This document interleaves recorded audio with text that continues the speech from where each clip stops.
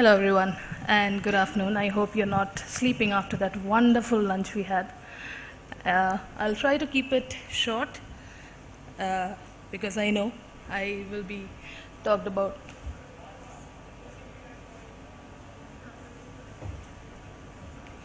Where's the presentation?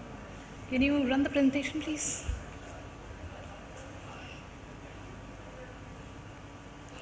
Where do I get this? Yep. So I'm representing NEC India. I hope some of you would know about NEC. We have been present in India for a long time, actually. It's been, how does it run? Excuse me? It's working? Yeah. So NEC basically is a Japanese company. It's about 125 years old. This July, in fact, we turned, this June, no, not July, June, we turned 125 years. Headquartered out of Tokyo, and as you can see, we are a $23 billion company with 45,000 patents and 117,000 employees worldwide. And specific to this forum, I would like to say that we are actually world number one in biometric applications, wherein we do facial recognition, fingerprint identification, as well as iris recognition.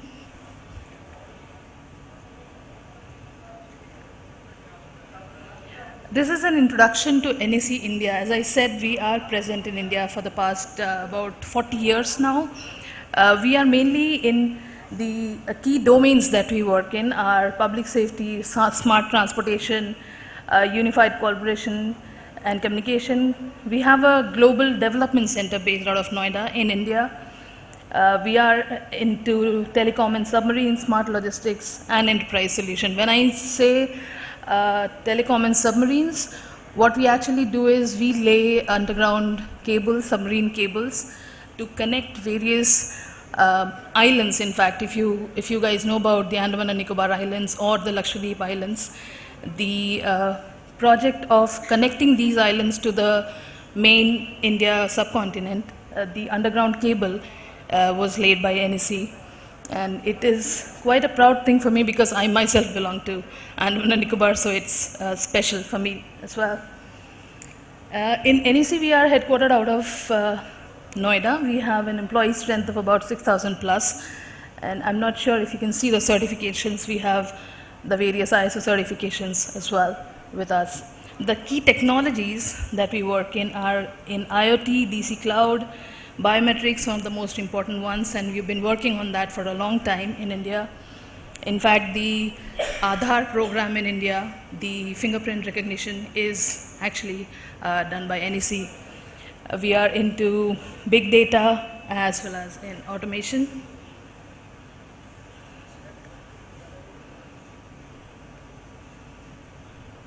So this is an overall view of what NEC does, if you ask me. Right from aviation to space, everything from submarine to space is what we like to call it, and everything in between. We are into telecom, manufacturing, traffic, finance, hospitality, and most of the government projects as well, wherein we provide technology. I'll keep it short because I'm aware of the 10 minutes that I have. We have 8 R&D facilities across India. Across the world. In India, we have one in Bangalore. We have filed about 45,000 patents in NEC's name. Our research expenses are about $1 billion in a year. We have the Central Research Lab, of course, in Japan, and others in China, Europe, Germany, London, US. This is NEC's journey in India, what we have been doing and what we are progressing towards. So as you can see, we started with the 2G microwave communication projects. So I would say the first 20 to 30 years of NEC has been mainly in the communication segment. And now with the onset of smart city in India, we are heavily focused on the smart city projects in India as well, wherein we are doing biometric based boarding, right, that's one of the things that will come in the next slides as well. We are, surveillance is one of our focus areas that we work on. And of course, there is the submarine cable project that I was talking about.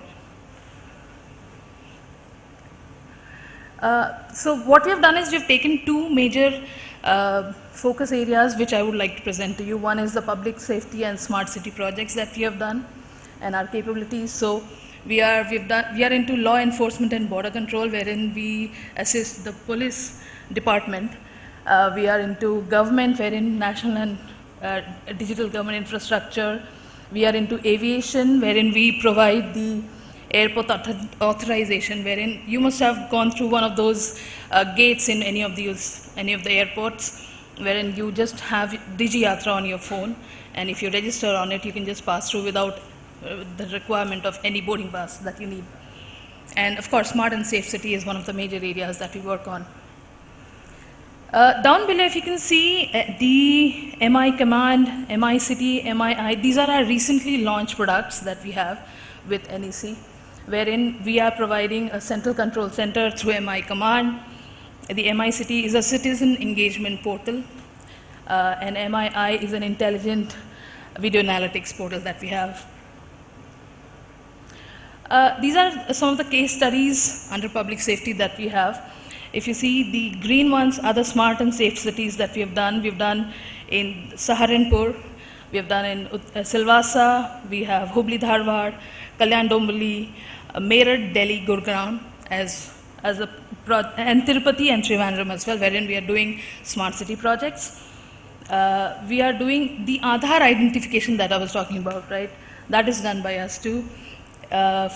Other than that, we have criminal identification for police that we have done, and under aviation, the gates, the smart gates that you walk through, that we have done for 4 locations for now, and we are looking at expanding that as well. Now, under smart transportation, as I said, two things that I would like to focus on one was the public safety, and the other one is the smart transportation. So in smart transportation, these are the solutions that we have on offer. We have planning and scheduling, depot management systems. We have automated fare collection systems, mobile ticketing, passenger information system, vehicle tracking systems, vehicle charging, smart parking as well. And we have done multiple projects under smart transportation as well in India, which we'll see upcoming next. So these are the case studies. If you see, Ahmedabad, Surat, Pune. So there was a time when BRT, that is the bus rapid transit system, was quite upcoming in India. It was believed to be one of the best things that could be done on the Indian roads, which are not being done so anymore because of obvious reasons. I think because Indian infrastructure probably is not ready to have dedicated lanes for buses flying through those because of the traffic, the kind of traffic that we have.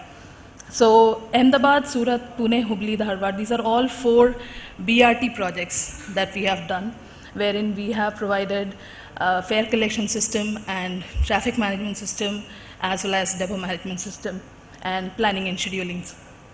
Other than that, we have done outside India. These 2 are also transit projects, one done in Mawassalat Karwa, which was in Doha. This was actually specifically done for the FIFA World Cup last year, wherein we have catered to 3,000 buses and their tracking and transit. The second one is the Modern Bus Company project, which was done in Makkah with 400 buses, wherein we have provided the entire solution gamut of fare collection, traffic, vehicle tracking and everything. In UPSRTC, that is one of the biggest projects that we currently have in UP, wherein we are tracking 500 buses across the state, and these buses are also going wherever they're going outside the state as well. The tracking of these buses is done by us. There are 20 regional command centers across the state which cater to these buses, which we are covering. So this is just basically a very short picture of what we are doing in UP itself. So we have done the Meerut Smart City, we have done the UPSRTC project, which I just spoke about, the Saharanpur Smart City, as well as the DigiYatra project in Varanasi. These are a little brief about what is it that we have done in these projects. Like in Meerut, what we have done is we have done adaptive traffic control systems. We have given number plate recognition system, red light violation, speed violation, message signboards, public address systems, operational control room. I'm sorry, I'm rushing through this because I've been given an ultimatum. The next one is a Saharanpur Smart City, wherein again we have done surveillance system. We have done the command center, of course, is given by us. The mobile application, citizen GIS platform is all done by us. This is the biometric boarding system in India, which we have done in 4 cities for now. We have done it in Pune, Vijayawada, Varanasi, and Kolkata, wherein, as I was saying at the beginning of the presentation, wherein you just register on DigiYatra and your face is your boarding pass. You go through the gates without having to get any kind of a boarding pass that you need. This is the details of what we have done in the UPSRTC project. We have given the vehicle tracking solution, passenger information system, passenger announcement systems. We are also giving a mobile application for public. It's not yet, I think in a couple of days you will be able to just download it online and able to use the mobile application as well. Herein we have, for improved passenger safety, we have given real-time emergency help. We are giving panic buttons for quick assistance. There are safety alerts for speed and route changes, and estimated time of arrival for bus at the bus stations. We are providing better fleet management, and we are also meeting all the regulations that are a mandatory requirement by the government. So, am I on time? So I think that's about it, about what we do, very brief about what we do and what we've been doing in the state of UP. If you have any questions, I'm here. Please let me know. Thank you.